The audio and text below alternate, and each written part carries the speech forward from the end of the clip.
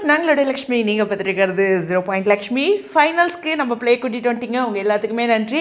ஜிபியில் எனக்காக ஓட்டு போட்டவங்க எல்லாத்துக்கும் ஃப்ரம் ஹார்ட் ரொம்பவே நன்றி. எனக்கு தெரியும் பவித்ரா வந்து கண்டிப்பாக ஃபைனல் வீக் வந்துடுவாங்க, ஃபினாலேல இருப்பாங்க அப்படின்ட்டு. நான் ஆல்ரெடி சும்மா ஒருத்தர் நம்ம பேச முடியல, அப்போவே நான் சொல்கிறது என்னென்னா, டாப் 5ல் நீங்கள் வந்துடுவீங்க, கப்பை தூக்குறது நீங்கள் அங்கே செயல்படுற விதத்தில் தான் இருக்குது அப்படின்னு சொல்லுவேன். ஸோ அந்த ஒரு விஷயத்த பவித்ரா சூப்பராக பண்ணியிருக்காங்க. அவங்களோட ஃபேன்ஸ் வந்து விட்டு கொடுக்க மாட்டாங்க அப்படின்னு நான் சொல்லியிருந்தேன். நான் இன்ஸ்டாகிராம்லேயே நிறைய இடங்களில் பார்த்துருக்கேன், சின்னதாக இந்த ஓட்டிங் போல்லையும் அவங்க ஃபேன்ஸ்லாம் விட மாட்டாங்க. அதாவது அவங்க கோல் என்ன தெரியுமா, மெயின் ஓட்டிங்கில் தான் போட்டாங்க, இந்த அன்அஃபிஷியல் ஓட்டிங்க்கே போகல. நான் நிறைய பேருக்கு கேட்டேன், அங்கே இருக்க சிஸ் ஒரு ஓட்டு போடுறதுக்கு கூட நாங்கள் டைம் வேஸ்ட் பண்ணோம், இங்கேயே போட்டுட்ருக்கோம் அப்படின்னாங்க.